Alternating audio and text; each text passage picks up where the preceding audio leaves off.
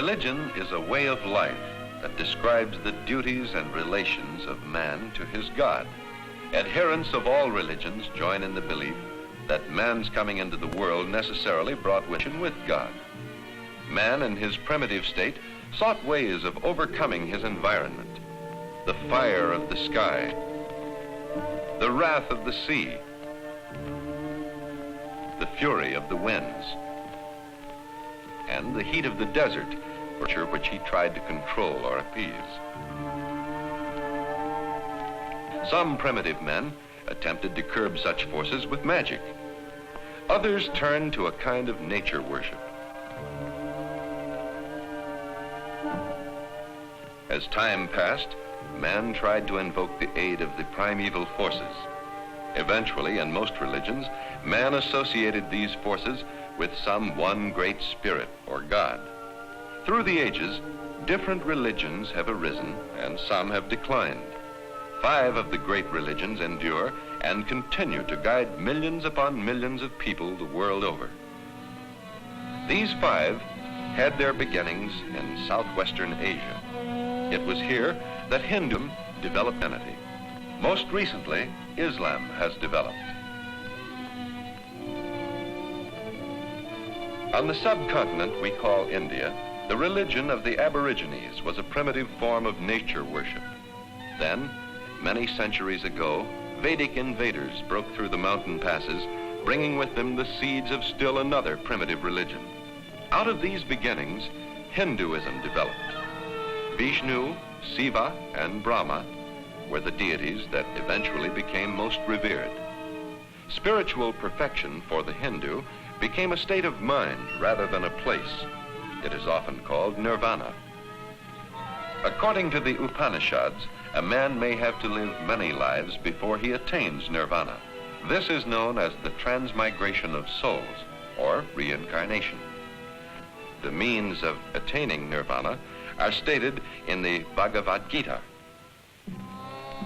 Hindus believe that animals are the outward forms of souls, just as man embodies a soul within himself.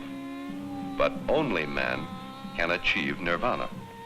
Rebirth as a pig or other lowly animal is believed to be the lot of a man whose conduct has been unworthy. A well-conducted life overcomes strife and desire and leads to nirvana.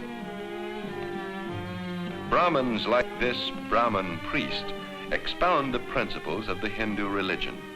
But ordinarily, the Hindu religion is not a group activity. Essentially, it is a personal religion. Shrines are found throughout the land. People of all types pause to honor the gods of their choice. Hinduism is a tolerant religion. Nearly 26 centuries ago, religious dissension began developing in Hinduism, and heretical religions sprang up. Today, Hinduism is largely confined to the subcontinent of India. But one of its heretical religions, called Buddhism, has spread widely in the Far East. Buddhism was founded by Gautama, a prince of a Hindu kingdom in the valley of the Ganges. Gautama was born nearly 26 centuries ago. At an early age, Gautama became dissatisfied with a life of princely pleasure and forsook his palace to seek the deeper meaning of life. Finally, he arrived at this spot near Gaya, India. Here beneath a bo tree, legend tells us he received a great religious awakening and became the serene and peaceful Buddha. The sublime truths of Buddhism were revealed to him. These truths are given in the scriptures of Buddhism called the Britannica. It is written that suffering ceases by overcoming ignorance. This is enlightenment, which is called nirvana. Within 1,000 years after the death of Gautama, Buddhism had reached the height of its development and begun to decline in the land of its origin.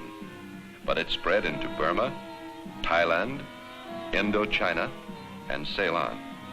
And as Northern Buddhism, it developed in Tibet, China, Korea, and Japan, where today it numbers many millions of adherents. To understand Judaism, the first great religion founded on a belief in one God, returned to Arabia. Centuries ago, the Hebrew people were leading the lives of nomads in the desert. Fringing part of the desert to the north was a particularly fertile region known as the Fertile Crescent. One of the tribes in the nearby desert was led by Abraham, the first of the so-called patriarchs of Israel. Moving around the Fertile Crescent, the tribe of Abraham finally entered the land of Canaan. But lean years and famine overtook them, and they pushed on into Egypt. They lived a pastoral life until one of the pharaohs ended their freedom. Then they were forced to labor as slaves on the pyramids. Now arose Moses, one of the great leaders of all times. Fired with zeal to free his brethren, he successfully led them out of Egypt. At Mount Sinai, Moses solemnly committed his people to a covenant with the one and only God. The 10 Commandments came into being, as did the Torah, the sacred Hebrew scriptures. This is part of an ancient sheepskin manuscript written in Hebrew. As directed by their God, the Jews constructed the great Temple of Solomon in Jerusalem. This temple became the center of Judaism. Jews from all the land journeyed to this temple, but this was not to last. Revolution came, and the kingdom split in two. In the following centuries, invaders repeatedly sought to deprive the Jews of land and liberty. Finally, the temple was destroyed for the second time, and within the succeeding century, the Jews were dispersed to other lands. Today, in whatever land, the synagogue is the place of worship for the Jews.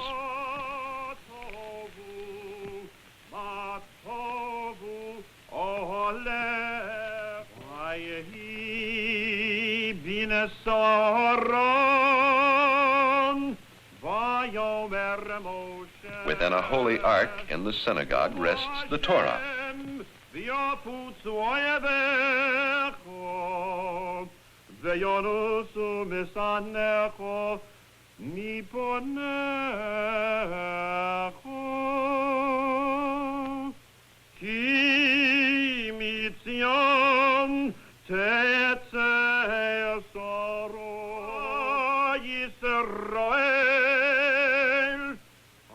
Hashem Elokeinu, Hashem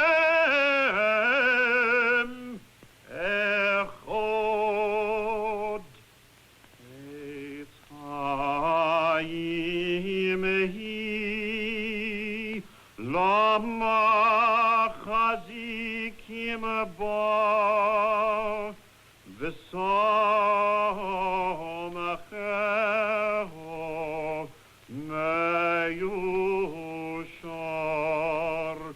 Deracheho Darchei Noam.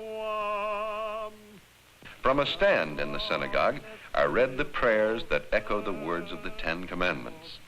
In spirit, the commandments say, "What is hateful unto thyself, do not unto thy fellow man, and thou shalt love thy neighbor as thyself."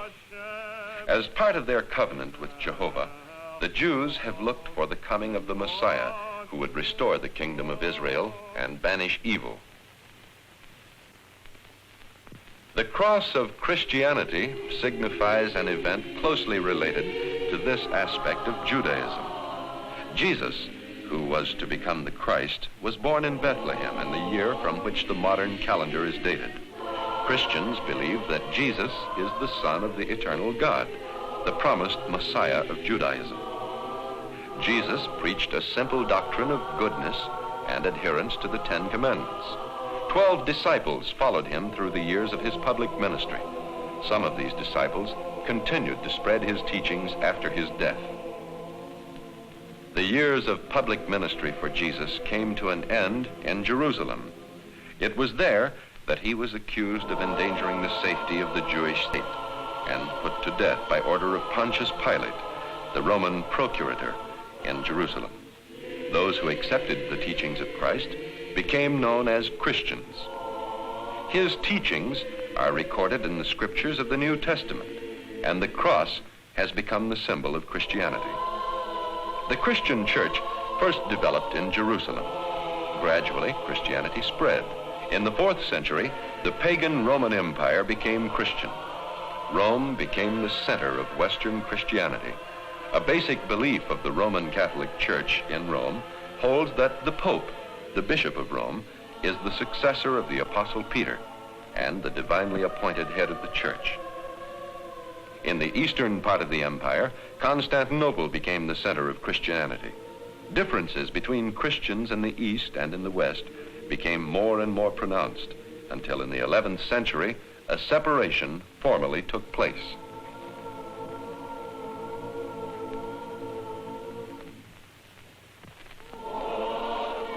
Within the Eastern Orthodox Catholic Church, Serbian, Greek, Russian, and other national churches developed.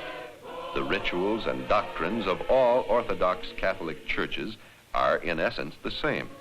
Orthodox Christianity relies upon Holy Scripture and Holy Tradition. This is a part of the divine liturgy, the highest act of devotion of the Orthodox Church. In this solemn reliving of the life of the Lord, the Holy Eucharist is offered up by the priest as a sacrifice for the remission of sin.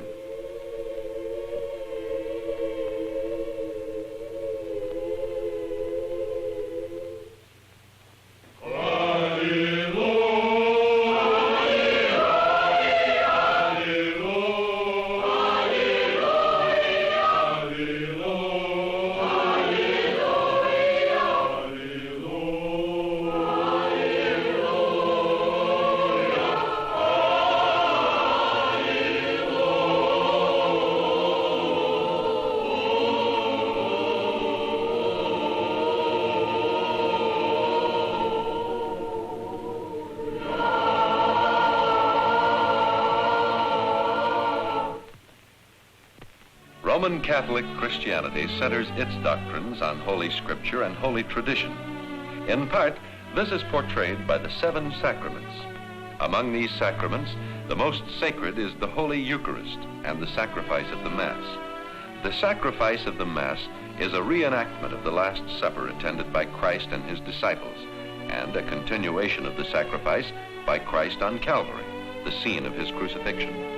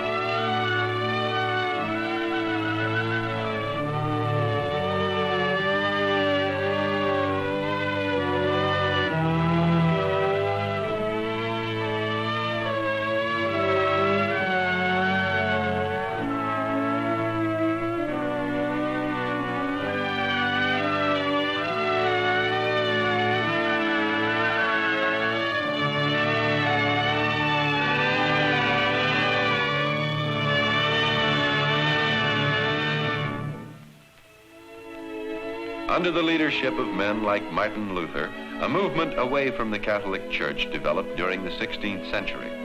The upheaval that followed is called the Reformation. The Reformation ushered in the Protestant Church. Protestantism ranges from traditionalism to fundamental simplicity.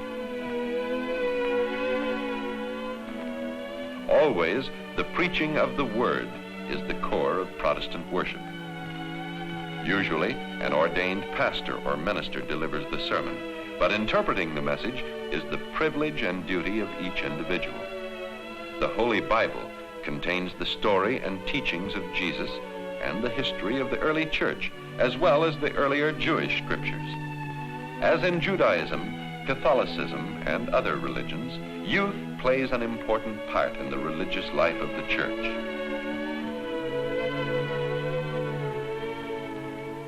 Ceremonies vary in form among the different Protestant churches, but all of the churches observe certain ceremonies or ordinances, such as baptism and communion. In some of the churches, infants may be dedicated, but baptism is reserved for older children and adults.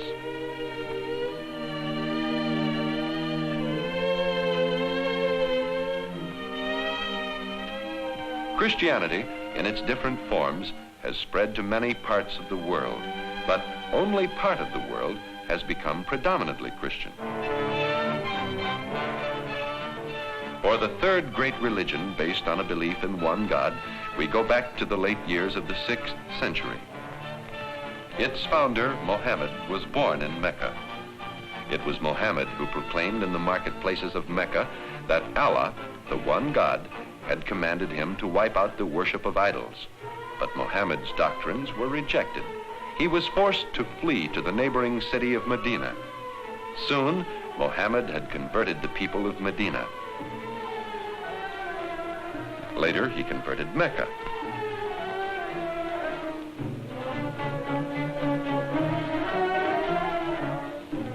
In the next century, the spread of Islam, the religion Mohammed advocated, was almost incredibly rapid. Islam teaches a social, political, economic, and religious way of life. The Quran is the sacred scripture of Islam that contains the revelations of Allah to Mohammed. It is the living heart of the Arabic language. The wording in this ancient Quran is exactly like every modern copy. From prayer towers throughout the land, the call to prayer goes forth to the faithful 5 times a day. Every true Muslim, wherever he may be, turns his face toward Mecca to express his praise to God. In the mosques, Friday is the sacred day of public prayer. The faithful face the prayer niche, which indicates the direction to Mecca, the holy city, birthplace of Mohammed.